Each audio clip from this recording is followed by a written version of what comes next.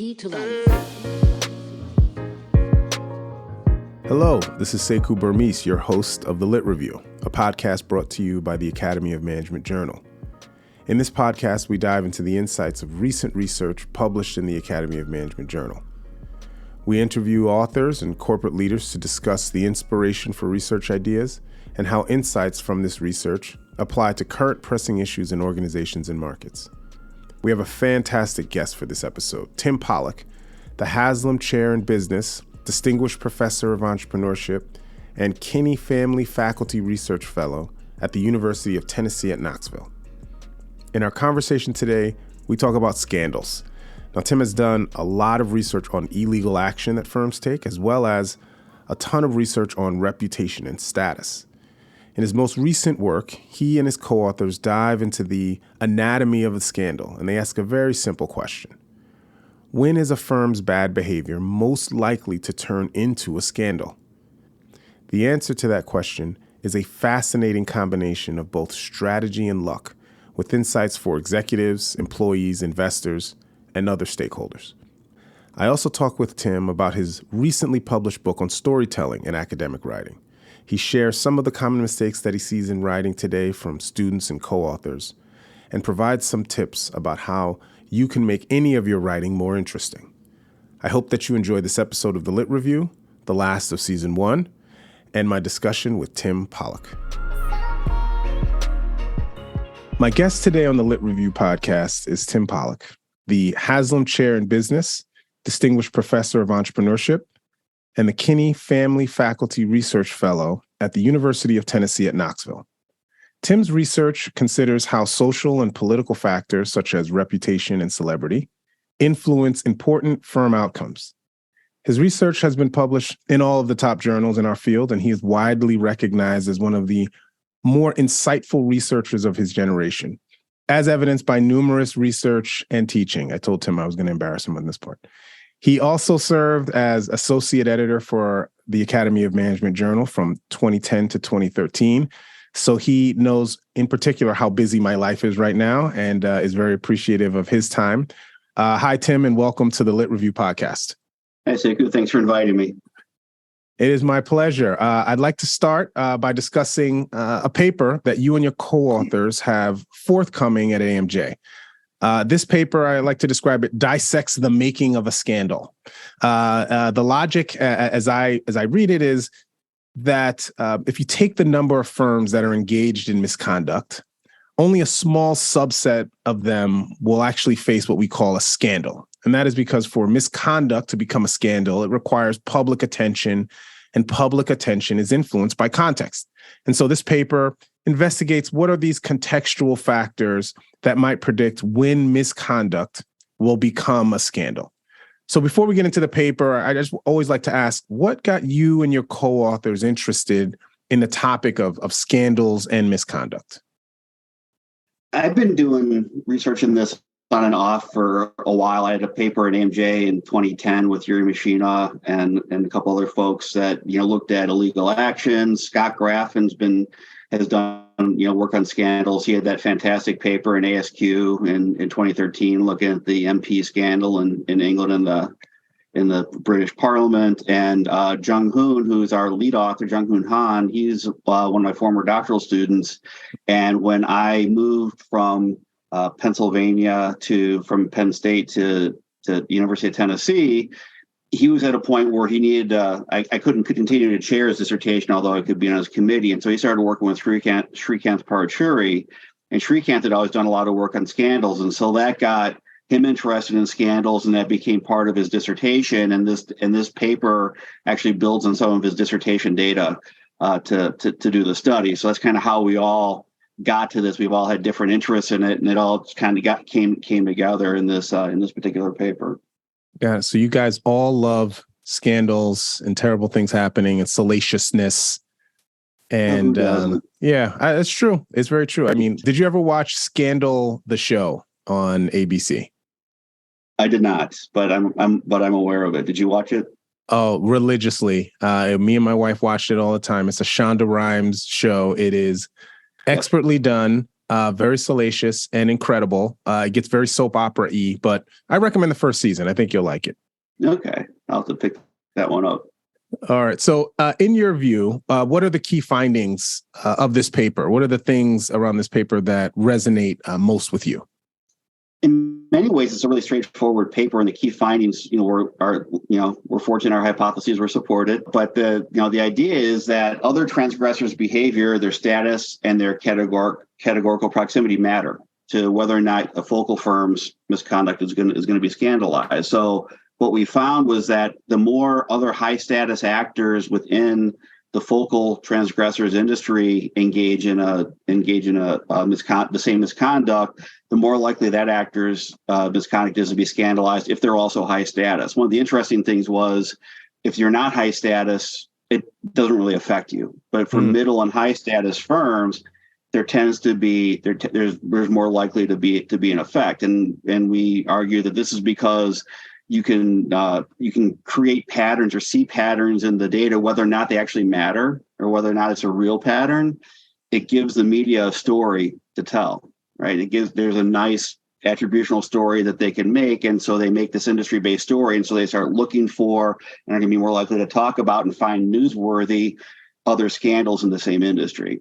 The flip side is that if all the scandals are taking place either in another industry or they're scattered around different industries, it actually has the opposite effect. So the more high status scandals there are outside of your industry, the less likely you are to have your misconduct scandalized. So those were kind of the straightforward expectations and findings that we had. So more generally, I think it's really important to recognize how important context is to our theorizing. We so often treat these things acontextually. We look and we hold all else equal. We try to basically control for the context as opposed to study the context. And our statistical tools, they're so reductive, they reinforce this, as well. But the context and looking at things a little bit more holistically is where I think is really interesting. That's where you find the nuances.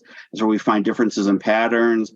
And I think it's also why sometimes across different studies you find inconsistencies in findings, because people don't look at context, and there are these subtle contextual differences that aren't accounted for that get picked up in the main effect in the analysis, and so we lose these interesting findings and patterns that we can look for when we consider context more rigorously, I guess we should say. Yeah, I just wanted to kind of comment on that because that's really interesting, thinking about the context. I think we almost say this as a joke, the "it depends" response. Like, does this cause that? Well, it depends. And that's kind of thought to be a cop-out, and the academic cop-out.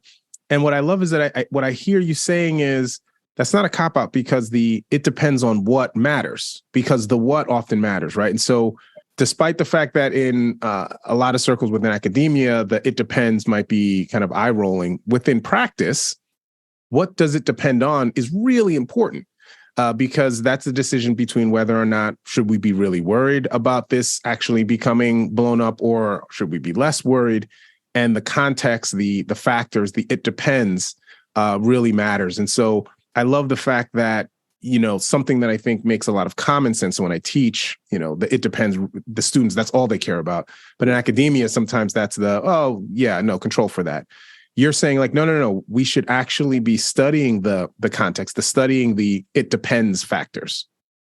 Right, because you can get opposite effects. And so, we may find no effect when we look at it in the aggregate, but we can find opposite effects, or one may dominate the other. Now, the flip side is that, like with your students, I'm sure you found, just give me the list, give me the 5 bullet points that I need to know to make something happen. Yeah. And they don't want to know about the nuance, right? They want it to always be true. And so that's what policy folks want as well. They just want, give me the straight up answer. And I think this is why economists have so much more influence than organization theorists, is because while we're saying it depends, they're like, no, it's all about incentives. Just do this, whether they're right or not. And that's why so many prescriptions are bad, and academics are much better at explaining the past and predicting the future.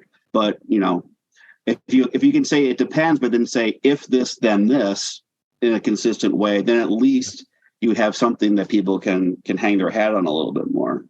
Well, you're preaching right now. So I feel like putting a collection plate. Amen. Orc theorists, we matter. All right. Were there other things about the paper? Sometimes unexpected, right? So sometimes there are things that you come in thinking, oh, I think it's going to go this way, and it doesn't happen that way. Sometimes things that don't make the paper itself. And I was just curious, is there anything unexpected that you learned from the paper? So, I mean, I guess, empirically, the two things surprised me. One was that the effects of outsiders completely attenuated the effects of a focal firm status.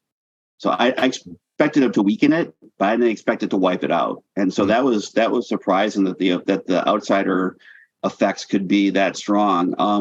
The other thing I was surprised at was how few firms actually got any coverage at all.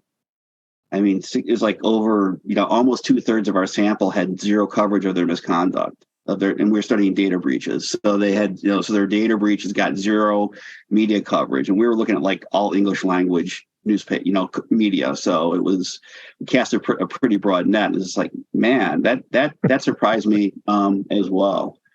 So I guess the other thing that surprised me when we started working on this paper was how little work there's actually been on the antecedents of scandalization. Yeah. I found like 2 papers by this guy in political science where he predicted whether or not, a governor's misconduct and president's misconduct would get scandalized. And that was really kind of it, especially in our field. What's more common is people like assert this is a scandal, and then they study what happens and how it affects different people and that kind of stuff. But whether or not something's scandalized is in question. It's kind of like that pornography. I know it when I see it, but I can't define it. So being able to provide a little more background on when and why this happens, I think was really important to us. And so that's what, it's a big part of what I wanted to contribute with this study and to get some more insight into, okay, why some misconduct and not others. I think it's a really important issue. Yeah. It's, I also too recall all the zeros in the data set as I was reading, and I was like, okay, so most misconduct just is a tree falling in the woods. No one's around. And it goes. And then in other places, it goes viral, right? I think you had from 0 to 3,000 mentions of a scandal as the range. In 2 weeks. In 2 weeks, which is, gosh. So, if we expand out a bit, 2 things I think that are top of my mind as I read through the paper and thought about our conversation. So the first is, my sense is corporate scandals are becoming more prevalent. And so it was a little surprising to see how few aspects of misconduct lead to scandal. But you've done this for a while. You have co-authors that have looked at this for a while. What is your sense? Do you think these things are becoming more prevalent? Is it just that we have way more media than before? What's your sense as to the cause of this? I don't know that firms are behaving badly more than they did in the past. I think there's always been a lot of bad behavior to go around. But given the definition of a scandal is it has to be misconduct that's made public, I think the publicity of misconduct and corporate misconduct is happening more. And you alluded to kind of what I'm thinking about. Technology, Matt, is playing a big role in that. I mean, everybody has a video camera in their pocket now, right? So it's a lot easier when something happens in the moment to capture it. And for corporate scandals and things where people are being able to collect documents, more stuff's electronic. Yeah. So it's easier to collect. And with social media and websites, WikiLeaks, whatever, it's a lot easier to get stuff out there and get it noticed. So, and you don't have to be mediated through journalists quite as much. So journalists still play a really important role because they're the ones who pick up on and then re-report it and really bring it to the public's attention, because things can go viral online, but usually there's a boost in that too from the media. And so the media starts covering social media as opposed to just talking to people directly, or they end up talking to people directly, but they get tipped off by social media as well. Yep. So, but that's and then the 24-hour news cycle, more news sources, more outlets, websites. I mean, all these things make it a lot easier. When we had, a few major newspapers and 3 networks that had a half hour of news every night, that was a lot more restricted pipe for this information to flow through.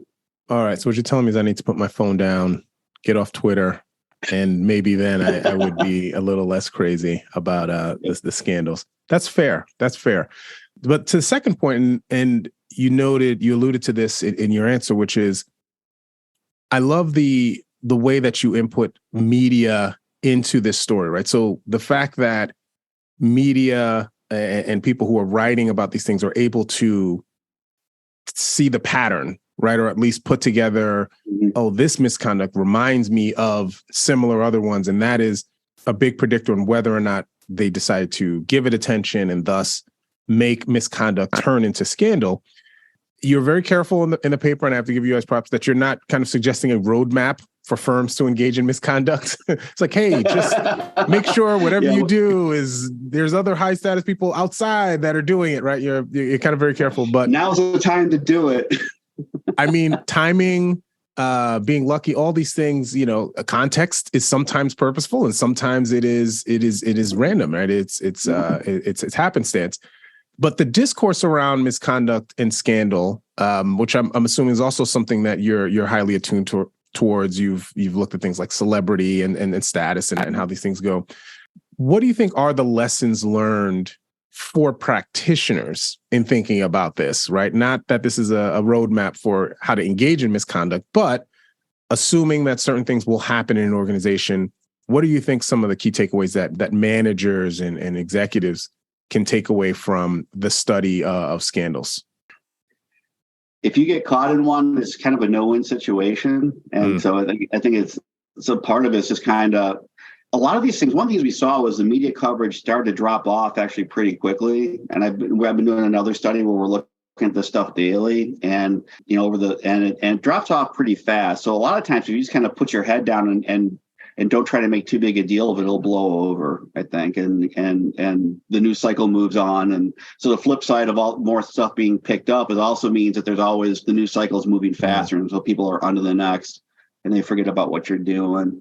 And I think you got to look at trends. You got to be aware of what's going on around you. And, if other firms are getting in your industry are getting in trouble for something, you got to expect that if you're doing the same thing, you better check on your own behaviors and do what you can to mitigate it. But if you guys get caught out on something, the odds are, it may be more, you may be more likely to be scandalized for it. But also, if it's kind of happening outside of your industry, you actually may be less likely. And so it may, even if it pops up in the news, people might not pick up on it, and it may not pop up at all. So you have to disclose it, but then not much may happen because of it. So, but otherwise you gotta, maybe do some anticipatory impression management stuff and all these other impression management techniques that like Scott Graffett and Mike Farr and those guys talk about. Be ready to implement these things and to think about it and be aware that these things can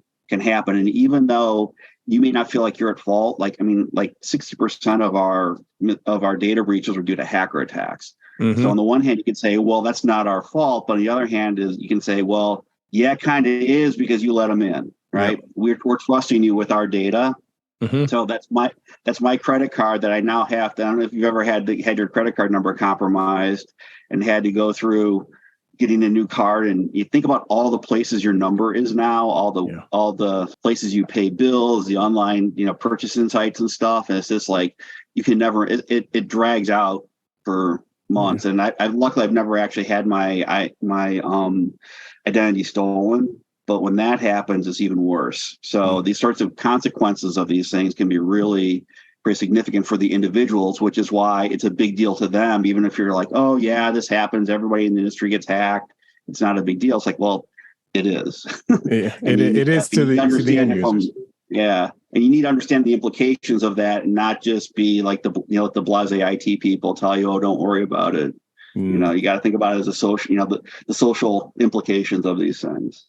Yeah, absolutely. So first, let's all knock on wood, because we don't want Tim's identity to become compromised. And he just totally jinxed himself by saying, I've never had it happen. So knock on wood in your house somewhere, please. All right. So aside from this paper, you, as I mentioned at the beginning, are quite accomplished, have published many papers, and you have recently decided to try and help others be as illustriously published as you have been by publishing a book about how to write for academic purposes. And this is a book, I will reveal that I love books about writing because I find them useful, but also how just brave you have to be to write a book about writing, because I'm going to be judging all of your writing in this book since you claim to be an expert. But it's really good. I have a copy right here on my desk. And so the title is How to Use Storytelling in Academic Writing. And so can you give a quick synopsis, a teaser, if you will, knowing that you have these are potential buyers that are listening to this podcast. So put on your best pitch voice. And so what is the kind of overall takeaway of the book?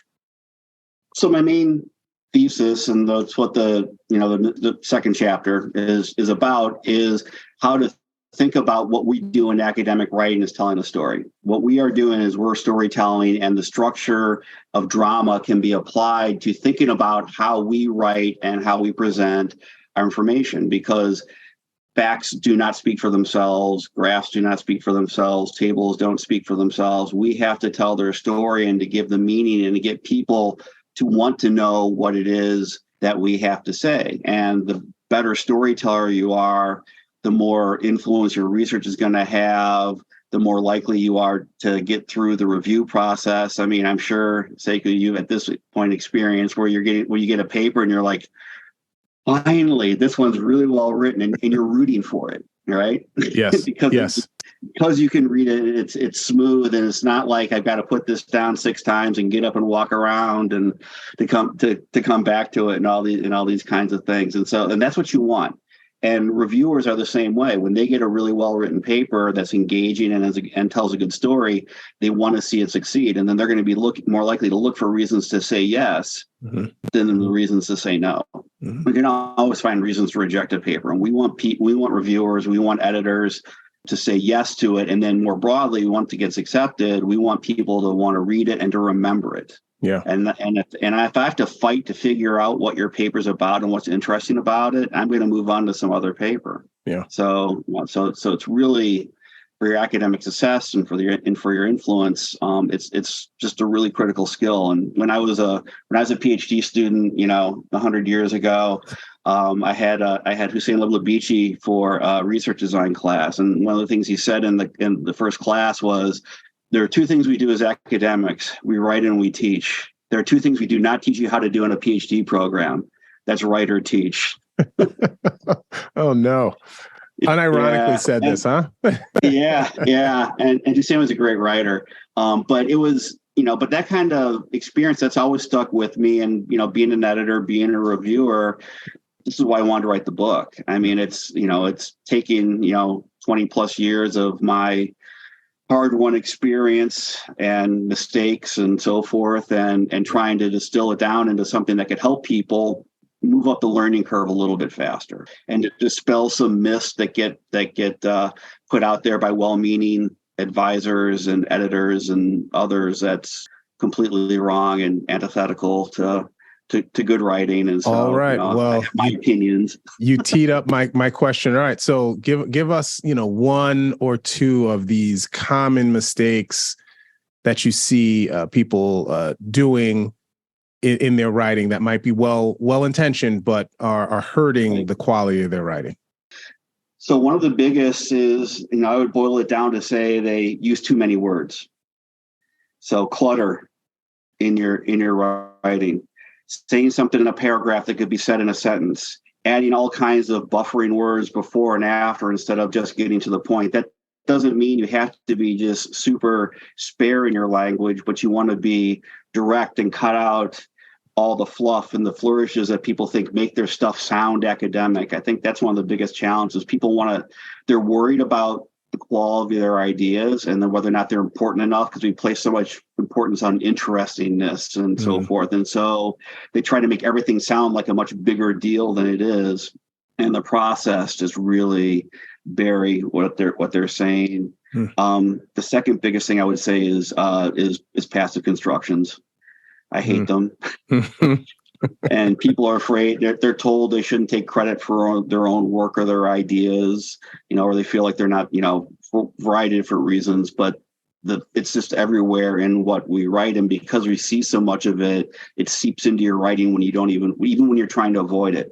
I still write tons of them. And then part of, after I write the initial draft, half the time what I'm doing is taking out the passive constructions that I write to try to make my stuff more active. It makes it more interesting, more engaging, shorter. So, but those are two of the big ones. So I can go on. Yeah, no, that's good. So the passive to active is a key one, because I go back and forth on it. And sometimes I think it logically makes sense if you say firms have done this, people have done that, and you kind of talk about it as if, well, it happened in the past, so I'll talk about it in the past. And I think what you're talking about is firms do this, people do this as if it's happening. That's still right active. Now. What I'm saying, it was done by whom we'll never know. Oh, no. Okay. Yeah, that's bad. Yeah, that's very bad. The phantom was collected. Person. Who collected the data? You don't want to know. ChatGPT. All right. That's good. Right. What has been the feedback on this? Because, again, this is a book, and I know it came out, I believe, during the pandemic, right? Yeah. So how has the feedback been? Have you gone around and talked to people? People responded back? Have they named their children after you for getting their publications in? The feedback's been great. I hear from people all over the world who have said it's helped them, and who have read it and really appreciate it, and that they, that it's like I've heard more experienced folks say, "Man, I wish I had this when I was a doctoral student." I've heard that a lot. The idea that this has helped them has demystified so much of what we do, because I try to write it in a really nuts and bolts way, and not try to dress things up as this this big mystery that the wizards are engaging in. It's like, here's how you do it. Yeah. Here's how I've done it. This, and you can, just like you can write a cookbook, you can write the recipe. That doesn't make you can make the dish. Yep. There's a lot that goes into it, but I try to provide as much detail to the recipe and not leave out ingredients or techniques, so that, people have some sense of what this takes, because, you and I have had great advisors. We worked with people who have taught us these things. So we've learned it in kind of in the apprenticeship mode, at the knees of masters and that kind of thing. A lot of people don't have that opportunity. And so it's a chance to try to, give other folks some of that information. But when we did, so I organized a symposium when it was supposed to be in Philadelphia, and we were online. So I guess it was in 21. And I was told we had on the art of storytelling, I had a great panel, some fantastic people: Violina Rindova, Tiziano Cacharo, Jerry Davis, Tim Ellsbach, Ben Hallen. And I was told that was the highest attended online event of that academy. So, which is exciting. Yeah, I did another webinar for Ibrat Jabarov. He's been organizing those webinars. He started doing it during COVID, and over 400 people came. So I was like, so there's a desire to learn about this stuff. So I kind of hit a chord. So it's been exciting. It's been exciting to see, and I hope it helps. I mean, that was the goal, is to help people become better writers and to make your job easier. Thank you. Oh, as editor, thank you. Well, I appreciate it. All right. We've given you enough book pub. Elgar owes me a check for giving you so much time. No, it's a great book. I would strongly recommend it. How to use storytelling in your academic writing. So you can get that. All right. We're nearing the end here. I have two last final lit review questions that I ask all of my guests. Much of the research in our field is driven by phenomena that we observe but don't understand. And so I always like to ask my guests, are there any events or behaviors or trends that really pique your curiosity right now, that you're noodling around like, what explains this? I don't quite understand. Is there anything that you can think of that piques your curiosity? Unfortunately, most of the trends in our world today just make me sad. But I mean, one thing that actually has arisen out of some of that relates to a lot of the work I do in social evaluations is changing attitudes towards expertise. This kind of this anti-expert bias that's been emerging, given that I study social evaluations, and which is based upon having or doing or knowing something, in large part that others don't, and that is conferred by audiences. so social construction. What happens if people don't necessarily value what the experts can do anymore? What are the implications for achieving high status or building a reputation if people don't see value in expertise? Oh boy. So what do they find value in? That's the key, besides charisma or something kind of surface level like that, something enduring. Yeah. All right. Very interesting. Well, and there's the other thing would be focusing on, I'm interested in, I've been doing like more dark side stuff like this one where we're studying the effects of status and misconduct, but what are the dark sides of positive social evaluations, and also more work on negative social evaluations like stigma and infamy. We could, there's been a lot more work on stigma recently. Almost all of it's qualitative, though. I'd like to see more quantitative work start to take some of the ideas that all the inductive studies are developing and then do some hypothesis testing and development of their own and explore some additional constructs. So those would be my future research areas I'd like to see people do work in. All right. Well, that's great. Okay. Final question. What is something that you are reading for fun? Not work related, not a AMJ manuscript for review, though that can also be fun. What are you reading for fun right now? I like to read novels, like fiction. I like to get pulled into other worlds, and I also love characters with superpowers. All right. So I read lots of fantasy type books and horror. So like right now, I am in the third book of Nora Roberts has a trilogy called The Dragonheart Legacy. I'm in about halfway through the third book of that trilogy. There's an author named Sarah Moss who's written a Crescent City trilogy that I really dig.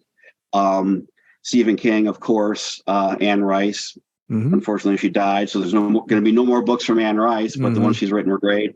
There's an author named Kelly Armstrong who's written a ton of books. She's really prolific, but they're really interesting.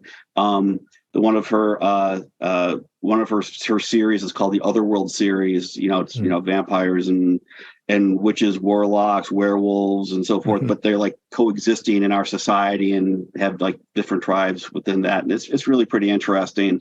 And then of course, like the Deborah Harkness novels, Discovery of Witches, and those books. So that's the kind of stuff I like to read. And escapism, it's fantastical. All that stuff is great. I read for the first time an Emily St. John Mandel novel, who did Station 11.